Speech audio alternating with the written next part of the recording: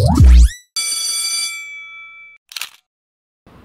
pessoal, estamos aqui para a nossa aula de língua portuguesa do livro didático 2, lá no capítulo 4, Histórias Fantásticas dos Povos Indígenas.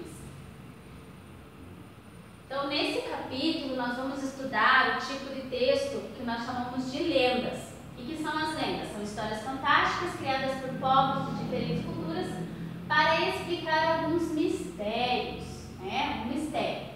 Essas narrativas geralmente ocorrem em um passado distante e envolvem seres sobrenaturais. Então lembram que a gente até conversou parecido com os mitos que nós vimos na história. Então essas histórias elas tentam explicar o surgimento ou da noite, ou do dia, ou do mundo, ou do homem, como que surgiu. Então coisas que eles não conseguem explicar, eles fazem essas histórias fantásticas com seres sobrenaturais para explicar.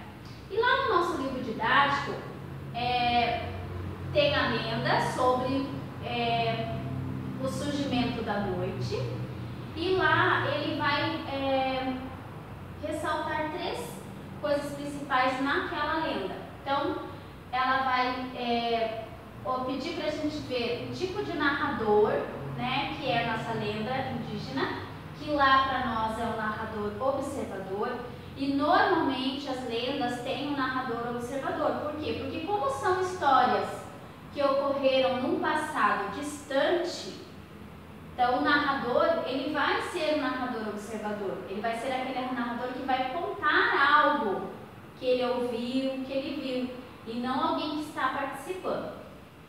Nós temos também que prestar bastante atenção no sentido das palavras, porque como são histórias antigas, de culturas antigas, existem palavras no texto que nós não conhecemos, que nós não sabemos o sentido. Então nós temos que sim buscar essas palavrinhas que a gente não conhece e ir atrás de pesquisar o sentido, qual o significado delas ali naquele texto, para a gente poder entender melhor essas histórias. E também as lendas, ela traz bastante as qualidades dos personagens. Personagem que é bom, personagem que não é bom, personagem que vai fazer um sacrifício para que as coisas aconteçam e assim por diante. Então são 3 pontos importantes para a gente estar observando quando a gente está estudando ou lendo a lenda. Lá no nosso livro didático também, nesse capítulo, vai falar um pouquinho sobre conjunções. O que são as conjunções? São palavras que estabelecem relações de sentido numa frase. Então elas que vão dar sentido, que vão ligar as orações, para que a gente possa entender melhor. As conjunções, elas são classificadas de acordo com a relação de sentido que elas estabelecem. Então nós temos ali, no nosso livro didático, 3 que vem escritos lá. São as conjunções que eu chamo de aditivas, que elas dão o sentido de soma, de juntar uma oração na outra. Nós temos as conjunções adversativas, que são aquelas que dão sentido de oposição, uma oração ser oposta à outra. E nós temos as conjunções condicionais, que elas dão o sentido de condição. Então aqui eu tenho os exemplos para vocês. Então quando é sentido de soma, eu vou juntar. Ouviu a lenda e ficou triste. Então o e é uma conjunção que ele está ligando uma oração à outra. Está dando um sentido, né? Para que fique correta a leitura e o entendimento. No sentido de oposição, eu tenho lá, ouviu a lenda, mas não entendeu a história. O mas é uma conjunção que ele sempre dá esse sentido de oposição. Então, quando eu quero falar o contrário, falar diferente daquilo que está anteriormente, eu uso a conjunção mas.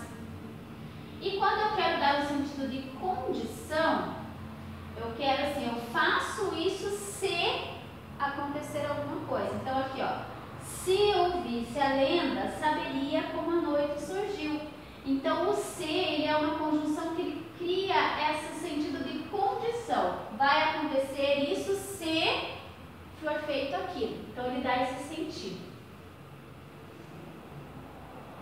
No nosso capítulo da lenda, também vamos trabalhar com os discursos direto e indireto. Então, o discurso direto, qual é? É quando há a reprodução exata da fala do personagem, indicada ou por um travessão ou pelo uso de aspas. Então, aqui eu tenho um exemplo para vocês. Ninguém se mexe, ordenou ele. Então, sempre que vem a fala do personagem, indicada por um travessão ou aspas, que é aqueles que vem no começo e no fim, eu estou usando a fala direta do personagem. Por isso eu chamo de discurso direto. É o próprio personagem que está falando. No discurso indireto, o narrador expressa o que os personagens falam e pensam. Então, aqui o exemplo. Ele ordenou que ninguém se mexesse. Então, aqui o narrador está contando que alguém ordenou que ninguém se mexesse. Não é o próprio personagem que está falando. Não quero que ninguém se mexa. Então, não tem o uso do travessão, não indica. Então, é o narrador que expressa a fala do personagem. Então, é isso. No nosso capítulo, a gente terminou aqui. E até